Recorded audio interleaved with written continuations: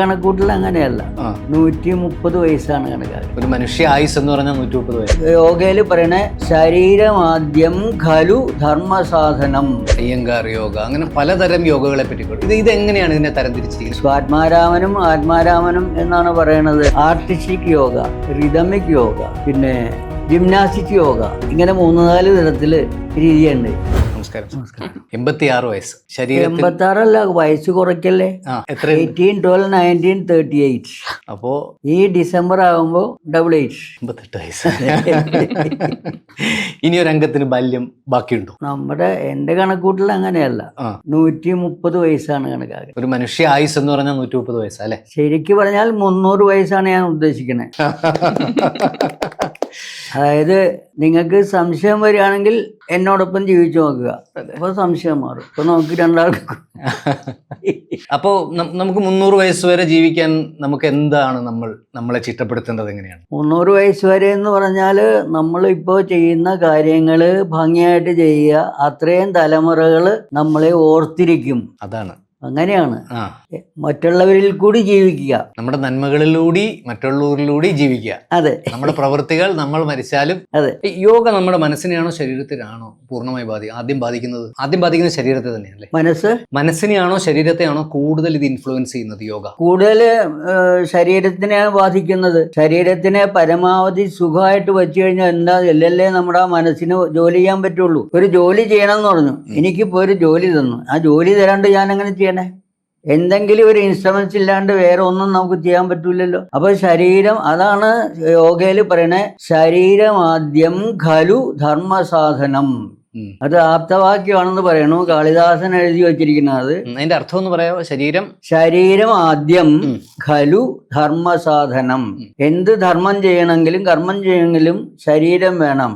ആദ്യം വേണ്ടത് ശരീരമാണ്. ആ ഖലു എന്ന് പറയുന്നത് സുനിശ്ചയം, സുദൃഢം എന്നുള്ള അർത്ഥമാണ് സംസ്കൃത വാക്ക്. ഇതെല്ലാവരും പറയുമ്പോൾ വലിയ വലിയ ഗീർവാണം പറയുന്നു എന്ന് പറഞ്ഞിട്ട് കാര്യമില്ല. അത് ലോക സത്യമാണ്. അതാണ് ഞാൻ പറഞ്ഞത്. നമ്മൾ ഭാഷയിൽ പറയുമ്പോൾ ചുമരില്ലാതെ ചിത്രം എഴുതാൻ പറ്റൂല.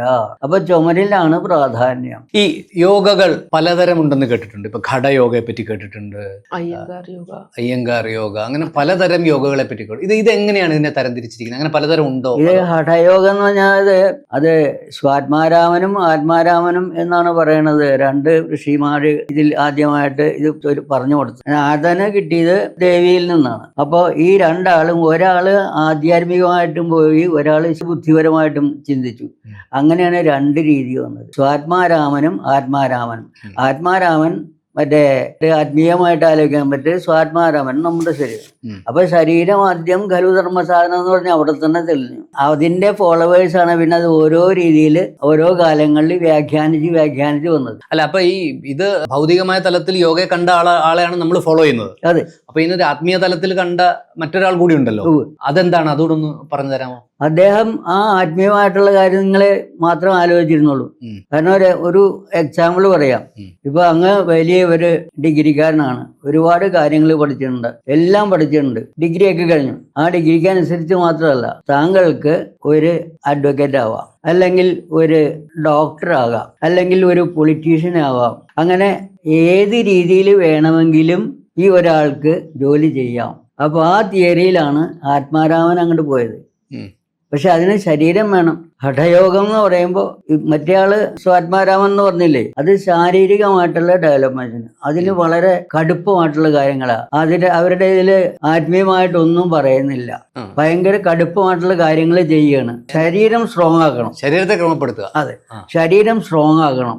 അതാണ് വ്യത്യാസം. പക്ഷെ ഇത് രണ്ടും കൂടി കലർന്നിട്ടാണ് വിവേകാനന്ദൻ സ്വാമികള് ഇത് ഹഠയോഗം എന്ന് പറഞ്ഞിട്ട് ആ രീതിയിൽ, അതായത് എല്ലാ ഹഠയോഗവും മറ്റതും മാറിയിട്ട് രാജയോഗം, അത് ഏത് സാധാരണക്കാരനും ഏത് മുതിർന്നതും ചെയ്യാം. അപ്പൊ എല്ലാവർക്കും, അതായത് എല്ലാവർക്കുമായിട്ടുള്ള പൊതുവായിട്ടുള്ള രീതിയിലേക്ക് ചിട്ടപ്പെടുത്തിയിട്ടാണ് രാജയോഗം എന്ന് പറഞ്ഞിട്ട്. ശരിക്കും പറഞ്ഞാൽ ഇപ്പൊ അതാണ് നമ്മളെല്ലാം ചെയ്തുകൊണ്ടിരിക്കുന്നത്. അത് BKS പഠിച്ചു, വേറൊരാൾ പഠിച്ചു. ബികേസിന്റെ സിസ്റ്റമാണ് എല്ലാവരും ചെയ്യണത്. അപ്പൊ അതുകൊണ്ട് അയ്യങ്കാർ യോഗ അത് ഓരോരുത്തർ പറയും. അതിലും ഇപ്പൊ ഒരുപാട് വ്യത്യാസങ്ങൾ വന്നിട്ടുണ്ട്. യോഗ ചെയ്യാനായിട്ട് യാതൊരു ഉപകരണങ്ങളും വേണ്ട. പക്ഷെ അതിനുശേഷം അദ്ദേഹത്തിന്റെ മരുവനും മറ്റൊരു ഇവിടെ ബോംബെയില് അവര് ചെയർ ഉപയോഗിച്ചിട്ട് അതും ഇരുന്നിട്ട് അല്ലെങ്കിൽ ആ തല തൂക്കിയിട്ടിട്ട് ഇങ്ങനെ ഇൻസ്ട്രുമെന്റ്സിൽ ആയി തുടങ്ങിയിട്ട് ഇപ്പോ. ഇപ്പൊ എവിടെയോ പരസ്യം കണ്ട് ചെയർ യോഗ എന്ന് പരസ്യം. ഇനി അതിന് അങ്ങനെ പേര്. പിന്നെ വേറെ ഒന്ന് ഇപ്പൊ ഉണ്ട്, എന്താണ്, വേൾഡിൽ എല്ലായിടത്തും അംഗീകരിച്ചിരിക്കണേ. പ്രത്യേകിച്ച് നമുക്ക് ഇന്ത്യൻ യോഗ ഫെഡറേഷൻ എന്ന സംഘടനയുണ്ട്. 1981 രജിസ്റ്റർ ചെയ്താണ് കൽക്കട്ടയിൽ. അപ്പൊ അതില് അനുസരിച്ച് അവരുടേതനുസരിച്ച് ആർട്ടിസ്റ്റിക് യോഗ, റിതമിക് യോഗ, പിന്നെ ജിംനാസ്റ്റിക് യോഗ, ഇങ്ങനെ 3-4 തരത്തില് രീതിയുണ്ട്. അപ്പൊ ആർട്ടിസ്റ്റിക് യോഗ എന്ന് പറയുമ്പോൾ ഡാൻസും കൂടി ചേർത്തതാണ്. ആ ഒരു ഐറ്റത്തിൽ നിന്ന് വന്നാൽ ഓരോന്ന് വരുമ്പോൾ ഡാൻസ് ചെയ്ത് അങ്ങനെ ഒരു ഐറ്റത്തിൽ നിന്നും വേറൊരു ഐറ്റത്തിൽ ഒരു ഡാൻസിന്റെ ഒരു രീതിയിലാണ് പോകുന്നത്. എന്നിട്ട് അതിൽ നിന്ന് അങ്ങനെ തുടർച്ചയായി ഒരു കണ്ടിന്യൂസ് ഇങ്ങനെ ഒരു സ്ട്രീമായിട്ട് പോകും. ഇങ്ങനെ ഒരുപാട് വ്യത്യാസങ്ങൾ ഉണ്ടാക്കിയിട്ടുണ്ട്. നാട്യയോഗ എന്ന് പറയുന്നതാണല്ലോ ഡാൻസ്. അതായത് ഞാൻ കേട്ടിട്ടുള്ളത് സാധാരണക്കാരന് യോഗ മനസ്സിലാക്കാനും പരിശീലിക്കാനും ബുദ്ധിമുട്ടുള്ളത് കൊണ്ട് പരമശിവൻ അദ്ദേഹം തന്നെ നടരാജ വേഷത്തിലെത്തി യോഗയെ കുറച്ചുകൂടെ ഹൃദ്യവും ദൃശ്യ സരളവുമാക്കി ചിത്രീകരിച്ചതാണ് ഡാൻസ് എന്നൊരു കഥ കേട്ടിട്ടുണ്ട് എന്ന് ഒരു ചില ആൾക്കാർ വ്യാഖ്യാനിക്കണം. ആക്ച്വലി നടരാജന്റെ ശിവതാണ്ഡവം ഭയങ്കരമാണ്. അത് വന്നിട്ട് വേറൊരു രീതിയിലാണ്. അല്ലാണ്ട് അദ്ദേഹം ഡാൻസ് ചെയ്യുന്നത്, അദ്ദേഹം സകല എല്ലാം കിട്ടുന്ന ആളാണ്. ദക്ഷയാഗത്തില് സതീദേവിയെ ഹോമകുണ്ടത്തിൽ ചാടി മരിച്ചു പോയപ്പോൾ ഇത് വിവരം അറിഞ്ഞിട്ട്, അതായത് ദക്ഷണൻ ശിവനെ ക്ഷണിച്ചില്ല. ദക്ഷന്റെ മകളാണ് സതീദേവി. അപ്പൊ എന്നിട്ട് ആ ദേഷ്യത്തിൽ അങ്ങോട്ട് കൊടുങ്കാറ്റ് പുള്ളിക്ക് അങ്ങോട്ട് അങ്ങനെ ആ ദേഷ്യത്തിൽ വന്നതാണ് ശിവതാണ്ഡവം. അപ്പൊ ഓരോരുത്തരും എൻ്റെ ടേസ്റ്റിനനുസരിച്ച് വ്യാഖ്യാനം ചെയ്ത് പുരാണം അനുസരിച്ചിട്ട് ഇങ്ങനെയാണ് ദക്ഷയാഗം. അതുപോലെ തന്നെ ഈ ഭയങ്കര കൊടുങ്കാറ്റും കാര്യങ്ങളും എല്ലാം വന്നു. അതേമാതിരി ഭയങ്കരമായിട്ട് വ്യത്യാസമായിട്ട് പ്രകൃതിയെ ക്ഷോഭിച്ചിരിക്കുമ്പോൾ നമ്മൾ ഓം നമ ശിവായ എന്ന് പറഞ്ഞ് ഭംഗിയായിട്ട് കുറച്ചു നേരം ജപിച്ചിട്ടുണ്ടെന്നല്ല, 5 മിനിറ്റിൽ ശാന്തമാവും. നമ്മൾ ശാന്തമാവും. പ്രകൃതി ശാന്തമായില്ലേലും നമ്മൾ ശാന്തമാവും. അതെ, അതാണ്.